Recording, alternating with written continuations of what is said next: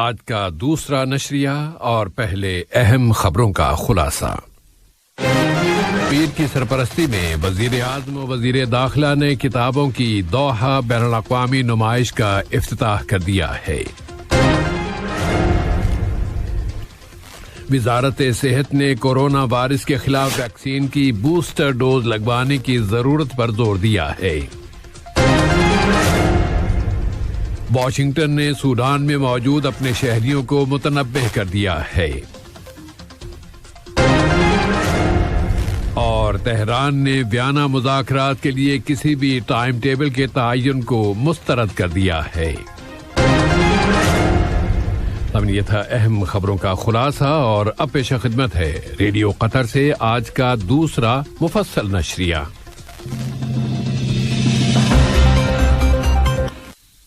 بسم اللہ الرحمن الرحیم۔ صاحب سمو امیر شیخ تمیم بن حمد آل ثانی کی سرپرستی میں وزیر اعظم و وزیر داخلہ شیخ خالد بن خلیفہ بن عبدالعزیز آل ثانی نے آج کتابوں کی 31ویں دوحہ بین الاقوامی نمائش کا افتتاح کیا ہے۔ علم ایک نور ہے، اس عنوان کے تحت یہ نمائش کانفرنسوں اور نمائشوں کے دوحہ سینٹر میں منعقد کی گئی ہے۔ وزیر اعظم نے اس نمائش کے مختلف حصوں اور قطری، عربی اور بین الاقوامی پبلشرز کی جانب سے جاری کی گئی جدید ترین مطبوعات، کتابیں اور سرکاری و عربی اور بین الاقوامی اداروں اور مختلف سفارت خانوں، خاص طور پر ریاستہائے متحدہ امریکہ کی جانب سے کتابوں اور مخطوطات دیکھیں۔ امریکہ کو سن 2021 کے قطر امریکہ ثقافتی سال کی مناسبت سے اعزازی مہمان بنایا گیا ہے۔ اسی طرح وزیر اعظم و وزیر داخلہ نے آج بچوں کی جدت کے پاک اوقات سینٹر، نوجوانوں کے مختلف مشاغل کے سینٹر، ویژن آرٹ سینٹر، تصویروں کی نمائش، پینٹنگز اور ڈاک کے ٹکٹوں کی کلیکشن پر کا بھی دورہ کیا، اور اس نمائش کی سائیڈ لائن میں مختلف ثقافتی سرگرمیوں، مذاکروں اور لیکچرز کے بارے میں متعلقہ ذمہ داران سے تفصیلات سنی۔ وزیر ثقافت شیخ عبدالرحمن بن حمد آل ثانی نے بھی علم ایک نور ہے عنوان کے تحت لگائی گئی کتابوں کی اس 31ویں نمائش کا ذکر کیا ہے۔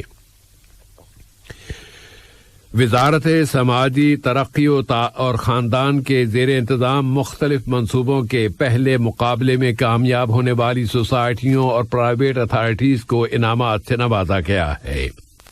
وزیر سماجی ترقی و فیملی محترمہ مریم بنت علی بن ناصر المسند نے کہا ہے کہ ان کی وزارت پرائیویٹ سوسائٹیوں اور فاؤنڈیشنز کے ساتھ پارٹنرشپ کو مسلسل امپروو کر رہی ہے، کیونکہ وہ ان سوسائٹیوں اور اداروں کے کردار پر یقین رکھتی ہے، اور اس کے لیے ملک کے سرکاری اداروں کا تعاون حاصل کیا جاتا ہے تاکہ 2030 کے قطر نیشنل ویژن کے مقاصد پورے کیے جا سکیں۔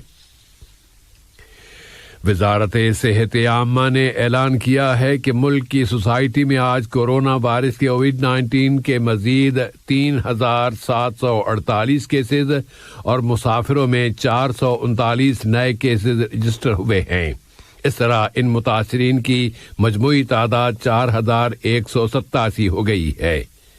وزارت صحت عامہ کے اعلان کے مطابق گزشتہ 24 گھنٹوں کے دوران ملک میں کورونا کے مزید 1123 مریض صحت یاب ہو گئے ہیں، جس کے بعد اس بیماری سے شفا پانے والوں کی کل تعداد اب 2,51,693 ہو گئی ہے۔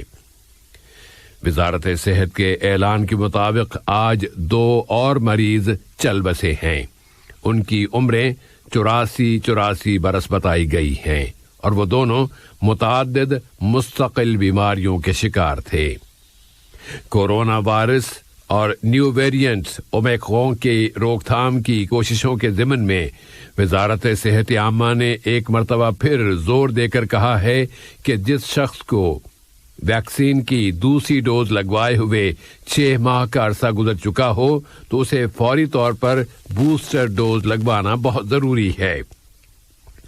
وزارت صحت نے کہا ہے کہ یہ بوسٹر ڈوز اس وائرس اور اس کے اثرات سے بچانے میں بہت اہم کردار ادا کرتی ہے۔ وزارت صحت میں ویکسینیشن کے شعبے کی سربراہ ڈاکٹر سہا البیات نے بتایا ہے کہ اب تک بوسٹر ڈوز لگوا لینے والوں کی تعداد 6,65,000 سے زیادہ ہو چکی ہے اور اس ڈوز کے کوئی بھی قابل ذکر سائیڈ ایفیکٹس نہیں ہیں۔ ملک کی کابینہ کے فیصلے پر عمل درآمد کرتے ہوئے یہاں کے متعلقہ اداروں نے ملک میں نافذ کیے گئے حفاظتی اقدامات اور بچاؤ کے انتظامات کی پابندی نہ کرنے پر مزید 317 اشخاص کو پبلک پراسیکیوشن کے حوالے کر دیا ہے۔ ان میں سے 258 اشخاص نے فیس ماسک کا استعمال نہیں کیا تھا، 11 اشخاص نے احتراز ایپ ڈاؤن لوڈ نہیں کی تھی اور 5 اشخاص کوارنٹینا کی شرطوں کی پابندی نہیں کر رہے تھے۔ یہ خبریں ریڈیو قطر سے نشر کی جا رہی ہیں۔ سوڈان کے لیے اقوام متحدہ کے ایلچی وولکر پیٹرز نے سوڈان کے تمام فریقوں سے اپیل کی ہے کہ وہ ملک کی موجودہ صورتحال سے نکلنے کے لیے تعمیری بات چیت شروع کرنے کے UN انیشیٹو پر عمل درآمد کر لیں۔ انہوں نے اس کے ساتھ ہی متنبہ بھی کر دیا ہے کہ اعلان کردہ انیشیٹو سوڈانیوں کے لیے ایک آخری موقع بھی ثابت ہو سکتا ہے۔ اقوام متحدہ کے ایلچی کی اس اپیل کے ساتھ ہی امریکہ نے سوڈان میں موجود امریکی شہریوں سے کہہ دیا ہے کہ وہ محتاط رہیں اور بھیڑ بھاڑ کے قریب نہ جائیں کہ ان دنوں وہاں فوجی حکومت کے خلاف اور سول حکومت کی بحالی کا مطالبہ کرتے ہوئے ہزاروں لوگ مظاہرے کر رہے ہیں۔ تیونس کی حکومت نے ملک میں کورونا وائرس کی روک تھام کی غرض سے 2 ہفتوں کے لیے رات کا کرفیو نافذ کر دیا ہے، لیکن حزب اختلاف کی پارٹیوں نے کل جمعے کے روز طے کردہ پروگرام کے مطابق مظاہروں میں شرکت کا عہد کیا ہے۔ وہ صدر قیس سعید کی پالیسیوں کو مسترد کر رہی ہیں۔ ان پارٹیوں میں ڈیموکریٹک ویو نامی پارٹی کے سیکرٹری جنرل غازی اشواشی نے کہا ہے کہ کرفیو لگانے کا اصل مقصد مظاہروں کو کمزور کرنا ہے۔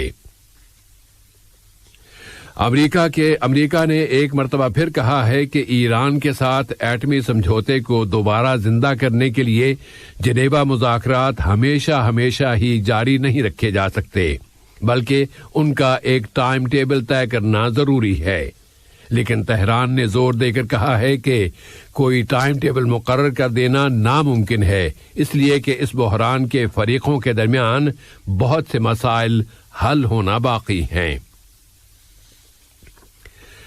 کریملن نے کہا ہے کہ روس کی جانب سے یوکرین پر حملہ کر دینے کی صورت میں امریکہ کی طرف سے روسی صدر ولاڈیمیر پوٹن پر پابندیاں عائد کرنا اپنی حدود سے تجاوز کرنا ہوگا۔ واضح رہے کہ امریکی ڈیموکریٹک پارٹی نے سینٹ میں ایک قانونی بل کی تجویز پیش کر دی ہے جس کے متن میں ان پابندیوں کی عبارت شامل کی گئی ہے۔ روسی پریزیڈنسی کے ترجمان نے کہا ہے کہ ملک کے صدر پر پابندیاں عائد کرنا دونوں ملکوں کے تعلقات کو توڑ دینے کے مترادف ہوگا۔ قطر نیوز ایجنسی نے بتایا ہے کہ پاکستان کی مسلح افواج کے سربراہ جنرل قمر جاوید باجوہ سے کانگو کی فوج کے کمانڈر جنرل سیکابو آسینڈا نے ملاقات کی ہے، جو ان دنوں پاکستان کا دورہ کر رہے ہیں۔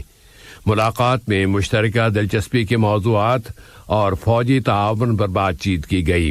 اس فوجی تعاون میں ڈیفنس، ٹریننگ اور سیکیورٹی کے موضوعات بھی شامل ہیں۔ اور اب کھیلوں سے متعلق چند ایک خبریں۔ 50ویں فٹ بال امیری کپ کے مقابلوں میں کل جمعے کے روز حمد بن خلیفہ اسٹیڈیم میں المرخیہ اور مسامیر کلبوں کے درمیان ایک اہم میچ کھیلا جائے گا، جس میں جیتنے والا کلب ہی اگلے مقابلوں میں شامل ہو سکے گا اور دوسرے کلب کو مقابلے سے باہر ہونا پڑے گا۔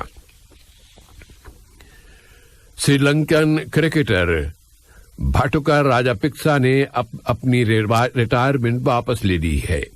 راجاپکسا نے 3 جنوری کو انٹرنیشنل کرکٹ سے ریٹائر ہونے کا اعلان کر دیا تھا، لیکن اب انہوں نے اپنے ملک کے وزیر کھیل کے ساتھ ایک ملاقات کے بعد اپنی یہ ریٹائرمنٹ واپس لے لی ہے۔ سری لنکا کے بائیں ہاتھ کے بیٹر بھانوکا راجاپکسا نے فوری طور پر بین الاقوامی کرکٹ سے ریٹائرمنٹ کا اعلان کیا تھا، اور سری لنکن کرکٹ SLC کو لکھے گئے اپنے خط میں انہوں نے اپنے اس بڑے فیصلے کے پیچھے خاندانی ذمہ داریوں کی بات کی تھی۔ دوسری جانب زمبابوے سے سیریز کے لیے منتخب 3 سری لنکن کرکٹرز کووڈ-19 کے شکار ہو گئے ہیں، اور وہ ہیں اوشکا فرنینڈو، کامل مشارا اور جنت لیانگے۔ اہم خبروں کا خلاصہ ایک مرتبہ پھر پیش خدمت ہے۔ سمو امیر کی سرپرستی میں وزیر اعظم و وزیر داخلہ نے کتابوں کی دوحہ بین الاقوامی نمائش کا افتتاح کر دیا ہے۔ وزارت صحت نے کورونا وائرس کے خلاف ویکسین کی بوسٹر ڈوز لگوانے کی ضرورت پر زور دیا ہے۔ واشنگٹن نے سوڈان میں موجود اپنے شہریوں کو متنبہ کر دیا ہے، اور تہران نے ویانا مذاکرات کے لیے کسی بھی ٹائم ٹیبل کے تعین کو مسترد کر دیا ہے۔ ریڈیو قطر سے آج کا دوسرا نشریہ اپنے اختتام کو پہنچا۔ فی امان اللہ۔